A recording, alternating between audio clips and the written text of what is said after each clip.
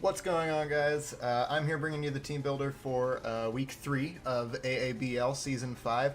This week we're going up against Coach Echo Reaver and the Denver Rapidash, and I'm just going to break down the team we're bringing, see what you guys think, and then we're going to go into the battle. So the obviously the team builder will be posted on Wednesday and then the battle on Saturday, but I'm going to go straight into the battle after this.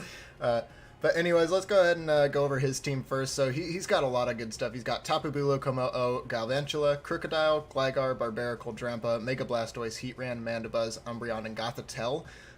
Some Pokemon I really don't think he's going to bring. I really don't see Drampa coming. I really don't see Mandibuzz coming or Gothitelle. I don't think any of them have enough viability in this matchup for him to really want to bring them. Tapu Bulu, I think, is coming. Komodo, I think, is coming. Galvantula, I could really see coming. He's got a very slow team. I would be surprised if he doesn't bring Galvantula for webs. Crook is probably coming. Mega Blastoise and Umbreon or Heatran. It's really hard. I think he's going to have a hard time picking his Pokemon. I don't know that he has enough, well spread out enough to cover everything on my team. So I am curious to see what he brings. He's going to have... I think he's probably going to have like 4 really solid picks in his team, and then he's going to be struggling to pick those last 2, because I think it's going to be really hard for him to know what he wants to cover.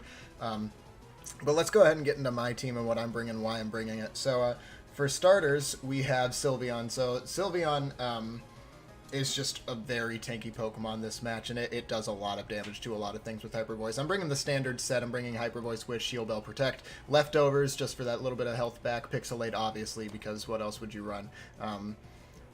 So, important thing to note here, Sylveon can switch in against Crook and one-shot it with Hyper Voice. Most variants of Crook, that is. And other than that, it just does a ton of damage to everything else. It's really just a bulky Pokemon for me to be able to switch in a lot of times. And then the next Pokemon is Garchomp. So Garchomp has a really good matchup just because he's very fast. And the rest of his team is pretty slow. So I'm actually not running any speed on Garchomp, though, because I wanted to bring a tanky set. He doesn't have a ton of things that hit me super hard. You'll notice, most importantly, he doesn't have an Ice type. His best thing to hit me with is an Ice Beam from Mega Blastoise. So that's really good for me. And he has a bunch of physical attackers, not special attackers, so running HP Ice on things just doesn't really work out for him. So I'm bringing a super tanky set with Rough Skin Rocky Helmet because he can't hit me that hard. I can switch this thing into hits. It'll take the hits, and it'll do a ton of chip damage back with Rough Skin and Rocky Helmet. So I think that's going to be a really good combo there. Stealth Rock, Earthquake, Stone Edge, Dragon Claw, Stealth Rocks. If I get up Stealth Rocks, it kind of leads into our plan for ending the game, which you'll see in just a second. But he's really meant to just take the hits, maybe do some damage back, especially get up Stealth Rocks, and then just set us up for the win, rather. And how we're getting that win is actually going to be through Mega Pidgeot. Mega Pidgeot is my win condition here. So obviously the Pidgeot Keen Eye, which is going to change into No Guard when I Mega Evolve. Agility, Hurricane, U-Turn, Roost. So as I said, he's got a pretty slow team. His highest speed Pokemon is Galvantula. And if I get an Agility up, I outspeed, I'm pretty sure, like, everything. Like even most of his Scarfed Pokemon I outspeed with Agility, so that's really good. And then Hurricane just obliterates everything it touches. So yeah, it's gonna be, I think Mega Pidgeot basically comes in once Heatran is down and then just hits everything with Hurricane and kind of wins. The only other Pokemon it really has to worry about is Mega Blastoise. Stealth Rocks give important chip damage on a few Pokemon to make sure we one-shot with Hurricane, but once Stealth Rocks are up and Heatran is down, it's really hard for him to deal with Mega Pidgeot. He really doesn't have anything that can handle it. And then the next Pokemon, as you can see, is actually going to be Golbat. So this is the first time we're bringing Golbat. Eviolite, obviously, just to make sure we're super tanky. Infiltrator, just in case. I don't think he's going to set up Substitute with anything, but I am a little afraid of it. Roost, Braper, Defog, Sludge Bomb. Defog is the most important part of the set. If he sets up webs with Galvantula, it's going to be a big problem for me. So I have to make sure Golbat can come in and get those off at some point. Sludge Bomb, an important thing to note here. You'll notice I'm actually running some special investment here. That Sludge Bomb one-shots Tapu Bulu, which is an important note. Well, most variants of Tapu Bulu, that is. So if he might not be expecting that, he's probably not expecting a special Golbat. He might calc for Poison Fang instead.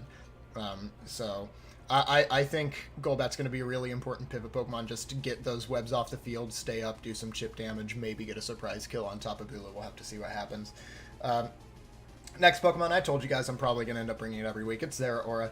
Obviously, in this matchup, Zeraora is just insane. I'm faster than everything. You'll see I'm speed creeping there. 100's just enough to make sure I'm over, I think, a max speed Galvantula. So the greatest thing about this matchup is that I get to run the extra attack natures on most things. So I'm running Adamant instead of Jolly. And we've got Life Orb just for extra damage, Plasma Fist, Close Combat, Fake Out, Knockout. Fake Out plus Plasma Fist, I think kills... Oh, goodness, what was it?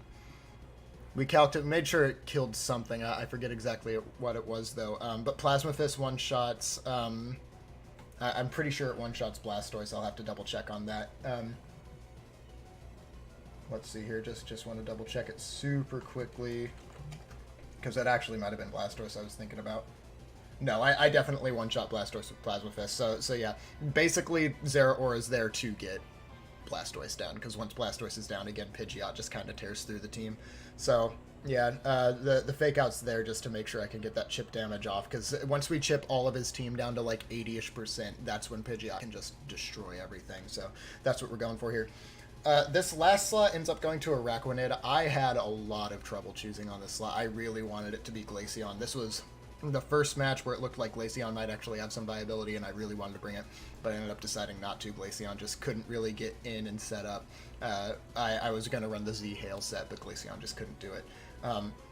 So I'm bringing Araquanid instead. Araquanid's just there to kind of break through some walls as well. Again, just kind of get Pidgeot to where it needs to be in the match. Deal with those ground types. He's got 2 ground types and then a rock type as well, so that should help. Yeah, it's going to be... I don't think Araquanid is going to be too important in the match, but he's going to be able to do some decent damage. You'll notice I've got Lunge on there. Lunge is important just to drop.